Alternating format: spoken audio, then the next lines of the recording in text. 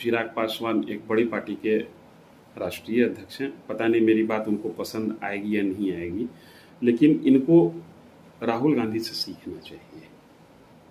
राहुल गांधी जिस तरीके से पदयात्रा करके, राहुल गांधी को छोड़ दीजिए, अगर हो सकता है कि राहुल गांधी के शब्द पर बिदक जाए, ये उनसे पीके से सीखना चाहिए। पदयात्रा करके ये लोगों के बीच पहुंच रहे हैं और लोगों को समझ रहे हैं और लोगों को समझा रहे हैं। समझा रहे हैं मतलब कि खुद से जोड़ने की कोशिश कर रहे हैं। जब तक आप इस तरीके से जनता के बीच में घुसिएगा नहीं, क्षेत्र में जाइएगा नहीं, कीचड़ में शरीर को गंदा कीजिएगा नहीं, लोगों को समझिएगा नहीं, तब तक ये समस्या बनी रहेगी कि उपचुनाव लड़ने का मन करेगा लेकिन योग्य उम्मीदवार नहीं मिलेगा। क्योंकि जो उम्मीदवार आपको नजर आएगा शायद उसके बारे में ये हो जाए कि तो फला पार्टी का है, तो ये दूसरे आदमी का नेता है, ये उसका। आपके पास जमीनी कार्यकर्ता का अभाव था, है और रहेगा। चूंकि सवाल चिराग पासवान को लेकर है। तमाम माथापच्ची के बावजूद बैठकें हुई संसदीय बोर्ड की, और उसके बाद चिराग पासवान ने भी अपनी पार्टी के बड़े नेताओं की बैठक बुलाई उपचुनाव को लेकर। चुनाव लड़ने का ऐलान नहीं किया, नहीं लड़ने का भी ऐलान नहीं किया, लेकिन अंदर खाने से जो खबर है, चिराग पासवान ये उपचुनाव नहीं लड़ने जा रहे हैं। क्या वजह देखते हैं? आत्मबल की कमी, सांगठनिक कमजोरी। दरअसल चिराग पासवान एक बड़ी पार्टी के राष्ट्रीय अध्यक्ष हैं। पता नहीं मेरी बात उनको पसंद आएगी या नहीं आएगी, लेकिन इनको राहुल गांधी से सीखना चाहिए। राहुल गांधी जिस तरीके से पदयात्रा करके, राहुल गांधी को छोड़ दीजिए, अगर हो सकता है कि राहुल गांधी के शब्द पर बिदक जाए, ये उनसे पीके से सीखना चाहिए। पदयात्रा करके ये लोगों के बीच पहुंच रहे हैं और लोगों को समझ रहे हैं और लोगों को समझा रहे हैं। समझा रहे हैं मतलब कि खुद से जोड़ने की कोशिश कर रहे हैं।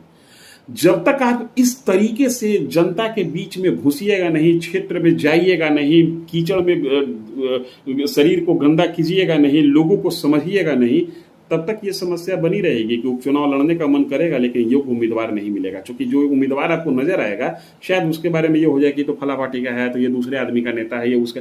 आपके पास जमीनी कार्यकर्ता का अभाव था, है और रहेगा। चूंकि आप खुद जमीन पर नहीं है, आपको जमीन पर उतरना होगा। आपने भी बिहार यात्रा शुरू की थी, मुझे है ध्यान में, फर्स्ट बिहार के नाम पर आशीर्वाद यात्रा। वो यात्रा आपकी गाड़ी में चलती थी, आप गाड़ी में थोड़ा सा पैदल चले, थोड़ा गाड़ी में चले नहीं। प्रशांत किशोर से सीखिए। प्रशांत किशोर पर डे अपना टारगेट रखे हैं 10 किलोमीटर है। भाई 10 किलोमीटर तो हम लोग मॉर्निंग वॉक करते हैं, लेकिन वो पर डे 10 किलोमीटर ही घूमेंगे। इसका मतलब है कि वो लगभग उनकी कोशिश है कि बिहार का हर पंचायत नहीं, बिहार के हर गांव में, छोटे बड़े गांव में वो पहुंच जाएं। और समझ जाइए कि अगर हर गांव में वो जाते हैं और एक गांव से अगर वो 10 लोगों का भी नाम नंबर लेने में कामयाब होते हैं और 10 लोगों के कांधा पर हाथ रख देते हैं, तो कितना बड़ा डाटाबेस और कितनी बड़ी कार्यकर्ताओं की फौज उनकी खड़ी हो जाएगी, जिसको इस बात का अभिमान होगा कि प्रशांत किशोर ने मेरे से बात किया था, मेरे दरवाजे पर आए थे, मेरे कांधे पर हाथ रखा था, मैंने चाय पिलाया है प्रशांत किशोर को, प्रशांत किशोर के मोबाइल में मेरा नंबर है, मेरे मोबाइल में प्रशांत किशोर का नंबर है। ये सीखने वाली चीज है। देखिए, समय के साथ ही शिक्षक बाजार में घूम रहा है। अगर आप नहीं सीख रहे हैं तो आप बड़े पार्टी के बड़े नेता हैं, हम आपको सिखा थोड़ी नहीं सकते हैं। मैं सलाह दे रहा हूं जो कि मुझे लगता है कि आपके अंदर पोटेंशियल है। और बिहार में जिस तरीके से गुटिये राजनीति हो रही है, गुटिये मतलब कि राजद भी एक गुटी है, जदयू भी एक गुट है, आपका भी एक गुट है, उस गुटिये राजनीति से बिहार का युवा नेतृत्व के तौर पर आप मुक्ति दे सकते हैं। तेजस्वी मुक्ति नहीं दे सकते हैं, क्योंकि तेजस्वी पर पिता का छाया है, तेजस्वी पिता के साया में चल रहे हैं।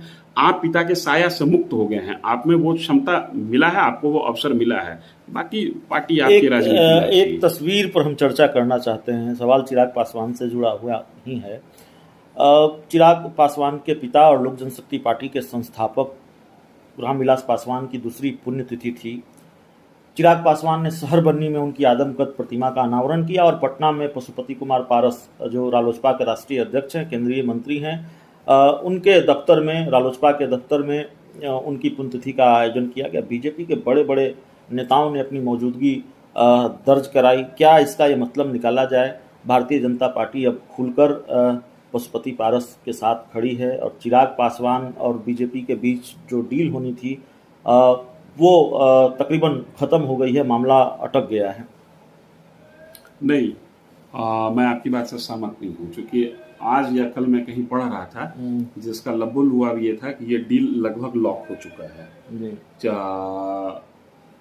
पारस जी का जो गुट है उसका बीजेपी में शायद, मैं शायद लगा के बोल रहा हूँ क्योंकि मैं कहीं पढ़ा हूँ और वो भी बहुत कंफर्म नहीं हूँ कि मैं जो पढ़ा हूँ वही सच है, शायद बीजेपी में विलय हो रहा है और चिराग के पास ही लोजपा का नाम रह जाएगा और चिराग ही लोजपा के प्रतिनिधि होंगे।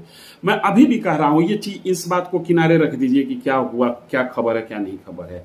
मैं अभी भी अपने उस कमेंट पर और अपने उस कैलकुलेशन पे 110% कायम हूं कि चचा भतीजा को एक होना है और इस एकीकरण के सूत्रधार भाजपा के बड़े नेता होंगे और भाजपा के बड़े नेता के कहने पर ये दोनों एक होंगे और बीजेपी के साथ मिलकर आने वाले 2024 और 25 का चुनाव लड़ेंगे।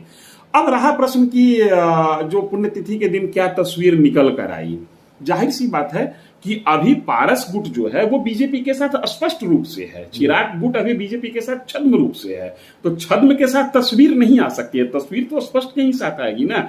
और स्थानीय नेता गए हैं, जिन लोगों को भाजपा का बड़ा नेता मान रहे हैं, इन तमाम लोगों की हैसियत दिल्ली एयरपोर्ट और दिल्ली रेलवे स्टेशन पर जाके कार्यकर्ता की हो जाती है, तो इनमें कोई बड़ा नेता नहीं है।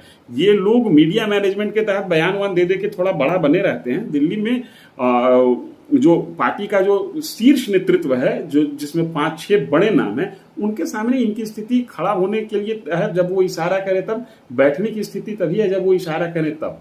इनमें कोई बड़ा नेता नहीं है और न ही इनमें कोई मास अपीलिंग नेता है। मैं बड़े दावा के साथ कह रहा हूं, इनमें कोई मास अपीलिंग नेता नहीं है। ये लोग नारा धारा के साथ चुनाव जीतते गए, मंत्री बनते गए और मंत्री बन जाता है तो व्यक्ति बड़ा हो जाता है, लेकिन डिसीजन मेकिंग में इनकी कहीं कोई भूमिका नहीं।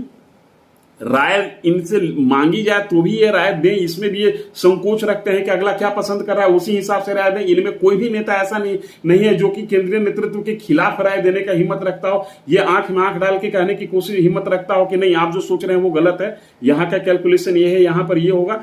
ये सब वैसे ही है, बस फोटो खिंचवाने गए थे, फोटो खिंचवाने का दौर चल रहा है। हकीकत यह है कि इन दोनों का एकीकरण होगा और बीजेपी के जो वास्तव में बड़े नेता हैं उनकी मध्यस्थता में इन लोगों का एकीकरण हो जाएगा। तो भारतीय जनता पार्टी मध्यस्थता करेगी, चाचा और भतीजा एक साथ आ जाएंगे। मोकामा उपचुनाव से लेकर आरजेडी के महाघमासान और चिराग पासवान के चुनाव नहीं लड़ने के फैसले से जुड़े तमाम सवालों पर बातचीत बिहार के जाने माने पत्रकार धीरेन्द्र सर से और लंबा वक्त दिया सर ने। लंबी बातचीत हुई, इन सवालों के जवाब तलाशने की हम कोशिश कर रहे थे। इस पूरी बातचीत में इतना ही। अगर आपने अब तक हमारे चैनल को सब्सक्राइब नहीं किया है, कर लीजिए। बहुत बहुत धन्यवाद।